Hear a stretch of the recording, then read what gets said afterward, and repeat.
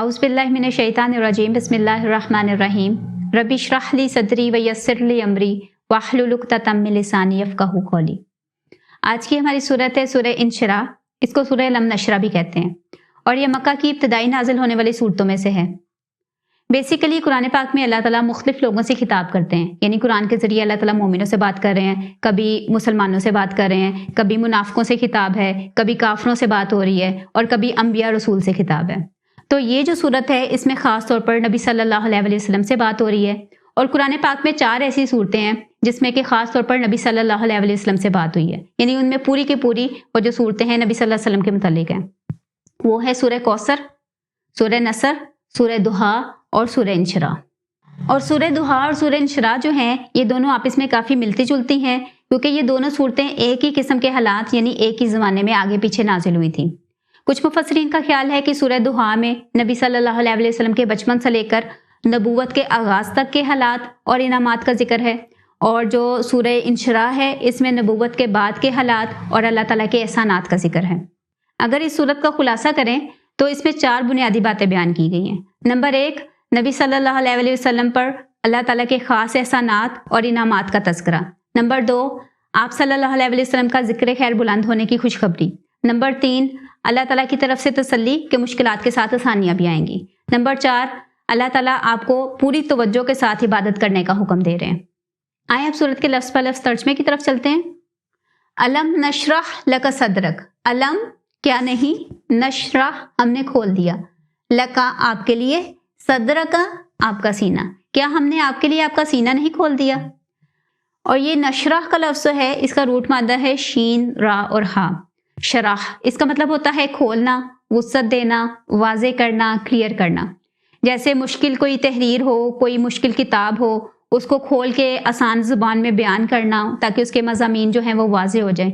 इसी तरह जो है शरह बुखारी है, यानी जो बुखारी किताब है उसको आसान ज़ुबान में वाज़े किया गया। फिर शरह का एक मफ़हूम जो है उसका मतलब होता है पूरी तरह मुतमईन होना, फुली कंटेंट, कंप्लीटली सेटिस्फाई, यानी कुछ मिले ना मिले जो भी हालात हों हर हाल में खुश रहना। इसी तरह एक मशहूर कौल है कि खुश नसीब वो होता है जो अपने नसीब पर खुश हो जाए। और शरह का एक मतलब होता है ओपन माइंडेड होना, यानी हर चीज़ को खुले दिल से कबूल करना और पॉजिटिव थिंकिंग जिसे कहते हैं। और शरह के लफ्ज़ का आखिरी मायने है कि हकीकी इल्म अच्छी तरह वाज़े हो जाना, यानी जो बात है वो अच्छी तरह समझ आ जाना। तो इससे मुराद यह है कि अल्लाह ताला ने ना सिर्फ आपको कुरान पाक अता किया बल्कि उसका फ़हम भी अता किया। मतलब ये है कि जैसे कोई टेक्स्ट है, कोई कलाम है, उसको पढ़ना या याद करना एक अलग बात है और उसका फ़हम या उसकी समझ आना एक अलग बात है। जैसे आजकल के 90% हुफ़ाज़ जो हैं वो कुरान पाक पढ़ तो लेते हैं, यानी उन्हें याद तो है लेकिन उसका फ़हम नहीं है, उन्हें नहीं पता कि वो क्या पढ़ रहे हैं, उसका मतलब नहीं पता। या इसकी एक और मिसाल ये हो सकती है कि जैसे बच्चे उनको कुछ पोएम्स वगैरह या अशार वगैरह याद होते हैं लेकिन उसकी उनको समझ नहीं होती, उन अशार का मतलब नहीं पता होता। जैसे मुझे याद है कि बचपन में हमारे स्कूल में असेंबली के टाइम पर एक नज़म पढ़ी जाती थी, लब पे आती है दुआ बन के तमन्ना मेरी, इलामा इकबाल की बड़ी मशहूर नज़म है। तो ये हम सबको याद थी लेकिन उसका मतलब या मफहूम नहीं पता था और वो बड़े होकर समझ आया है। तो यानी शरह का मतलब है कि बात अच्छी तरीके से समझ आ जाना, ना सिर्फ वो जहन में बैठना बल्कि उसका मफहूम भी क्लियर होना। और शरह का लफ्ज़ जो है ये कुरान पाक में 4 दफ़ा आया है, यानी 4 मुकामात पर। सूरह अनआम, सूरह ज़ुमर, वहाँ पे दोनों जगह पे अल्लाह ताला ये बता रहे हैं कि जिसे अल्लाह ताला हिदायत देने का इरादा फरमाते हैं उसका सीना इस्लाम के लिए खोल देते हैं, यानी दीन के अहकामात पर अमल करना उसके लिए आसान हो जाता है।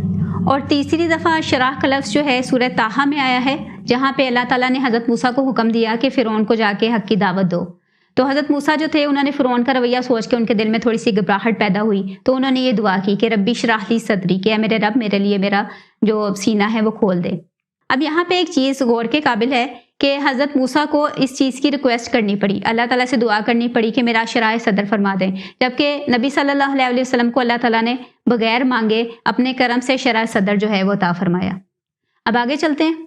लका आपके लिए, सदरा का आपका सीना। और यहाँ पे अगर ग्रामर के लिहाज से देखें तो नॉर्मल जुमला बनता था अलम नशरा सदरा का लका, और यहाँ पे लका को पहले लाया गया यानी उसमें ताकीद पैदा करने के लिए कि ख़ास तौर पर स्पेशली फॉर यू, कि ये जो नेमत है अल्लाह ताला ने ख़ास तौर पर आपको अता की। अलम नशरह लका सदरक, ये नेगेटिव जुमला सवालिया अंदाज में किया गया है। इसका एक मकसद होता है ताकीद पैदा करना, दूसरा किसी दूसरे को اسپیشل فیورز ریمائنڈ کروانا، جیسے کئی دفعہ والدین بچوں کو یاد کرواتے ہیں کہ میں نے فلاں ٹائم پہ تمہیں وہ گیم نہیں لے کے دی تھی، میں تمہیں وہاں پہ سیر کرنے نہیں لے کے گیا تھا، یعنی اپنی فیورز کو یاد کروانا۔ اب اگلی آیت کی طرف چلتے ہیں۔ ودانا ان کا وزرک، ودانا، اس میں ودا کا لفظ ہے واو ضاد اور عین، اس کا مطلب ہوتا ہے ہٹانا، اتارنا، ایک چیز کو کہیں سے اٹھا کر نیچے رکھ دینا۔ ودانا ہم نے اتار دیا یا ہم نے ہٹا دیا، ان کا آپ سے، وزر کا آپ کا بوجھ۔ وزر کا لفظ جو ہے یہ بوجھ کے لیے استعمال ہوتا ہے، بہت زیادہ ایکسٹریملی ہیوی کوئی چیز، اور بوجھ کے لیے ایک اور لفظ بھی آتا ہے حمل، لیکن یہ ایسا بوجھ ہوتا ہے جس کو آسانی سے اٹھایا جا سکے، اور وزر ایکسٹریملی ہیوی جسے اٹھایا نہیں جا سکتا۔ اور وزر سے مراد ہے نفسیاتی اور روحانی بوجھ، یعنی نبی صلی اللہ علیہ وسلم کے ذہن میں جو پریشانی تھی لوگوں کے رویے کی وجہ سے، ان کے حالات کی وجہ سے، اس کی طرف اشارہ ہے۔ وزر کے متعلق علماء کی مختلف رائے ہیں، کچھ کا خیال ہے کہ نبی صلی اللہ علیہ وسلم جو حق کی تلاش کی جستجو تھی ان کے ذہن میں، یعنی کہ زندگی کا مقصد کیا ہے، ہم لوگ اس دنیا میں کیوں آئے ہیں، دنیا کو بنانے والا کون ہے، ہمیں کس کی عبادت کرنی چاہیے، کیونکہ مکہ والے جو تھے وہ بتوں کی عبادت کرتے تھے، اور مکہ کے لوگوں کے حالات دیکھ کر اب بہت پریشان ہوتے تھے اور غار حرا میں چلے جایا کرتے تھے اور اس پہ غور و فکر کرتے تھے کہ انہیں کیسے گمراہی سے نکالا جائے۔ تو نبی صلی اللہ علیہ وسلم کی یہ جو ٹینشن تھی اس کو وزر کہا گیا ہے، جس کا کہ ذکر سورہ دہا میں آتا ہے، وَوَجَدَكَ ضَالًّا فَہَدَىٰ۔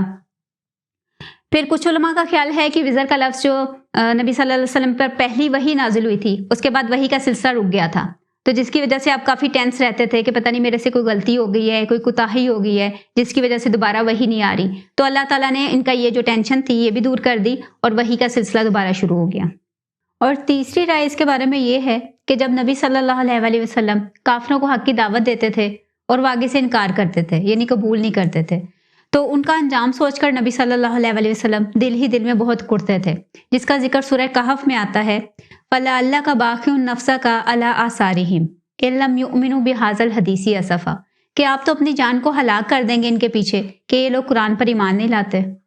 چوتھا اس کے بارے میں مفسرین کی رائے یہ ہے کہ نبی صلی اللہ علیہ وسلم قرآن کی پریزرویشن کے حوالے سے تھوڑا سا ٹینس رہتے تھے، تو اللہ تعالیٰ نے قرآن پاک میں تسلی دے دی کہ اِنَّا نَحْنُ نَزَّلْنَا الذِّكْرَ وَإِنَّا لَهُ لَحَافِظُونَ، کہ اس قرآن کو ہم ہی نازل کرنے والے ہیں اور ہم اس کی حفاظت کریں گے۔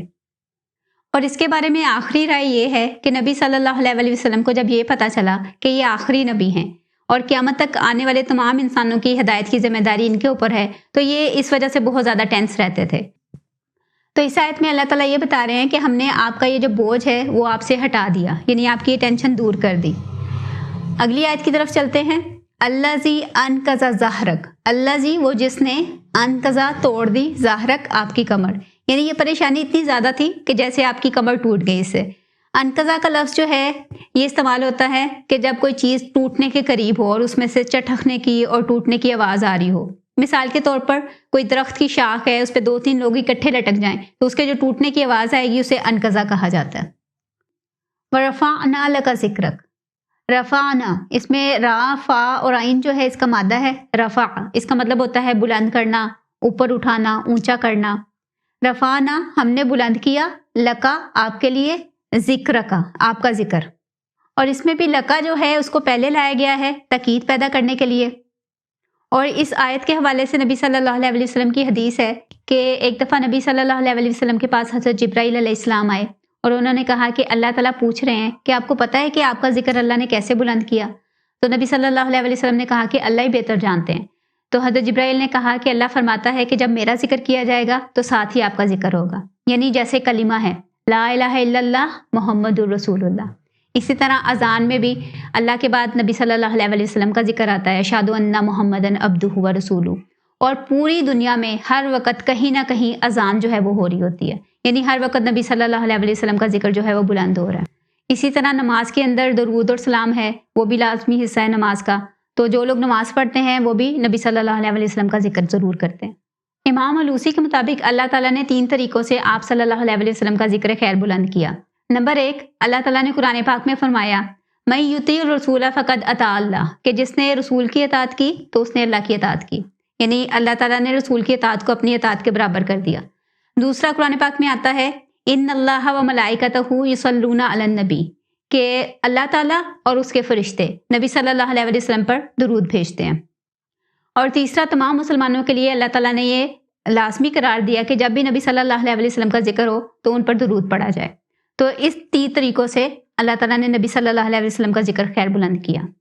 और इसके हवाले से एक और बात ये हो सकती है कि पूरे कुरान में अल्लाह ताला ने नबी सल्लल्लाहु अलैहि वसल्लम को नाम लेके मुखातिब नहीं किया। बाकी जो रसूल हैं जैसे या मूसा या आदमू या ज़करिया या उनके साथ लगाए, यानी या मोहम्मद का लफ्ज़ हमें नहीं मिलता।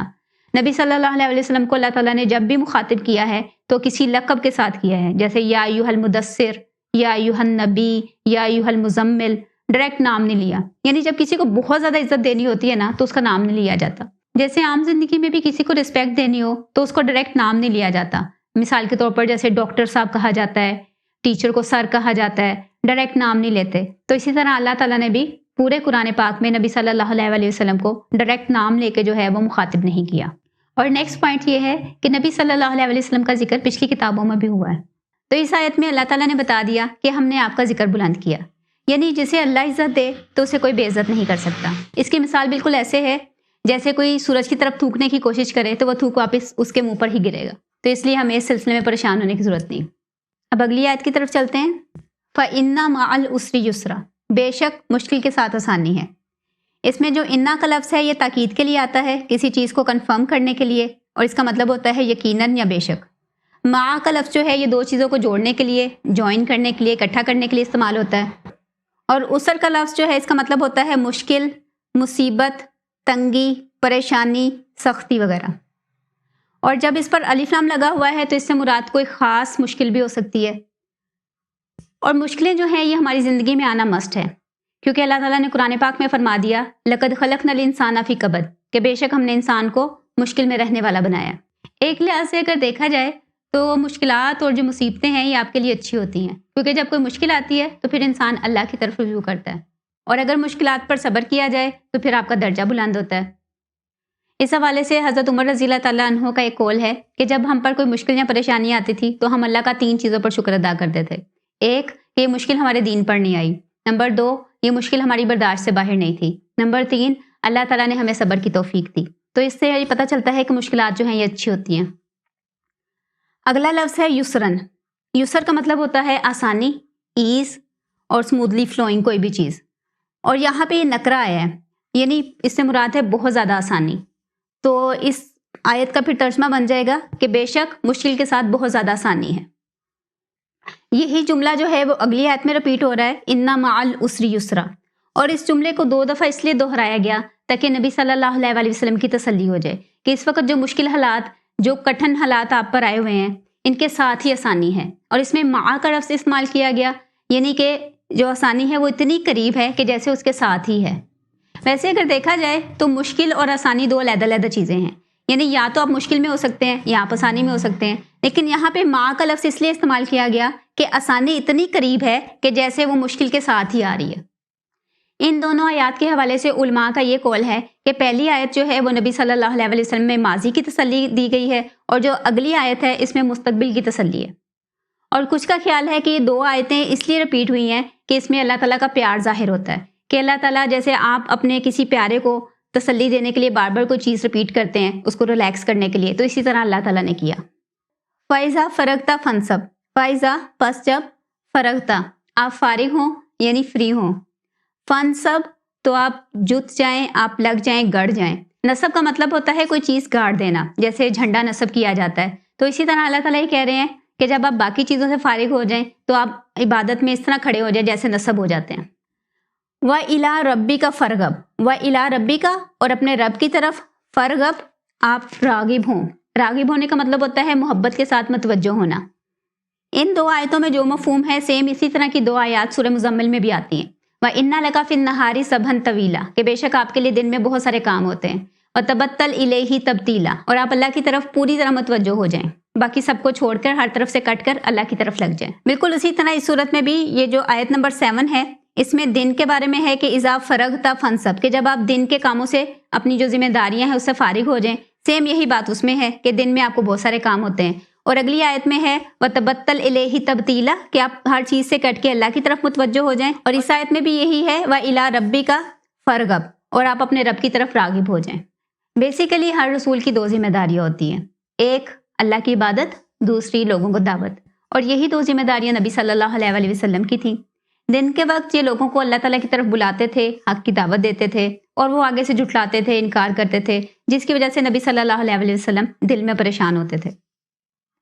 تو رات کو جب یہ اللہ تعالیٰ کی عبادت کے لیے کھڑے ہوتے تھے تو ان کی وہ ساری پریشانی جو ہے وہ ریلیز ہو جاتی تھی، اور یہ پھر پوری طرح ریلیکس ہو کر دوبارہ سے اس مشن پر نکلتے تھے۔